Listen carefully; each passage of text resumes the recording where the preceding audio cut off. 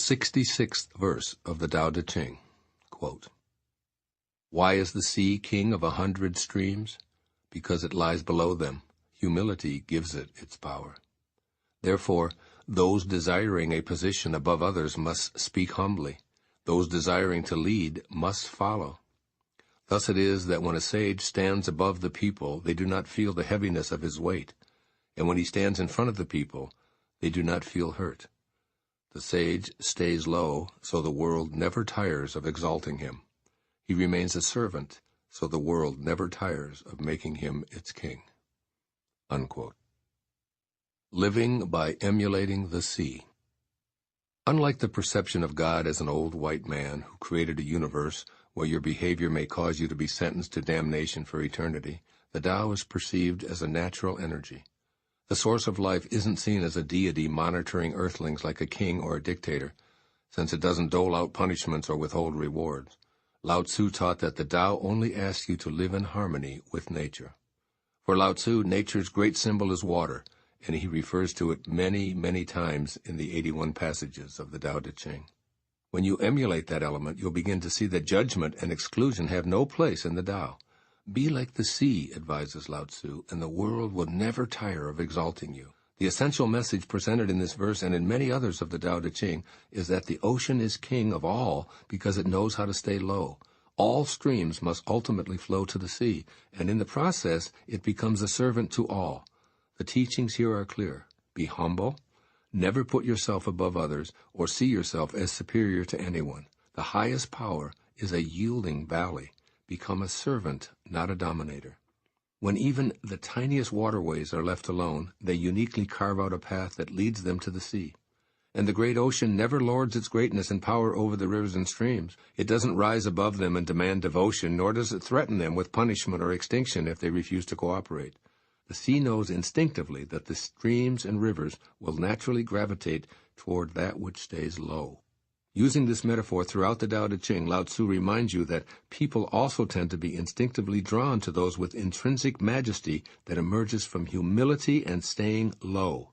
And this position isn't uniquely held by the great master. Peter, a servant and apostle of Jesus Christ, offers an almost identical message in the New Testament centuries after the death of Lao Tzu. Quote, "Be shepherds of God's flock that is under your care, serving as overseers. Not because you must, but because you are willing, as God wants you to be, not greedy for money, but eager to serve, not lording it over those entrusted to you, but being examples to the flock." Unquote. 1 Peter 5:2-3. Change the way you think about yourself and others as model leaders by looking to the massive, life-giving sea who's patient, accepting, and lower than the streams that flow to it. Then imitate that water power yourself by suspending your ego and releasing the need to lord anything over anyone. The people you're entrusted to lead will gravitate to you and the watercourse way of the Tao's natural flow. You're advised to learn from the way water behaves and imitate it as much as possible in your life. Here are ways to apply the wisdom of emulating the sea in your life today. First, never assume that you know what's best. Even if you're older, wiser, and richer than others, and have more influence and more power than they do, never assume that you know what's best for anyone. Instead, imagine yourself as the great ocean that allows and encourages the smaller streams to come to you. Stay low, speak softly, and remain humble, and let others be in control of their lives as much as is humanly possible. By seeing yourself as the all-receiving sea, you remove your ego from the picture and thus become like one of the leaders referred to in this verse of the Tao Te Ching. No one should feel the heaviness of your directions or be hurt by your instructions. A situation that allowed me to implement this advice occurred on the day I wrote this essay. I live on Maui, and my 90-year-old mother is in Florida, where my daughter Sage also resides. My mother was experiencing a stomachache and nausea from some strong medication she'd taken, so I phoned my daughter to see if she had any suggestions for getting some yogurt over to her. Sage's immediate response was, "We have some yogurt right here. I'll take it over to Grandma's."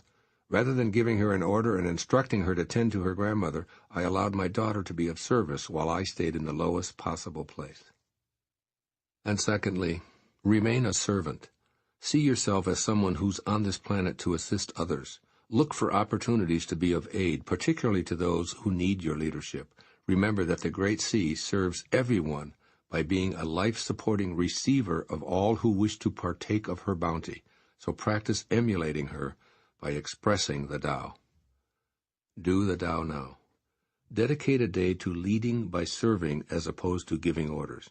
Find occasions to stifle your learned habit of interfering and telling others what to do, and allow them to flow to you instead. Commit to this principle further by encouraging someone to make the decision rather than following your orders.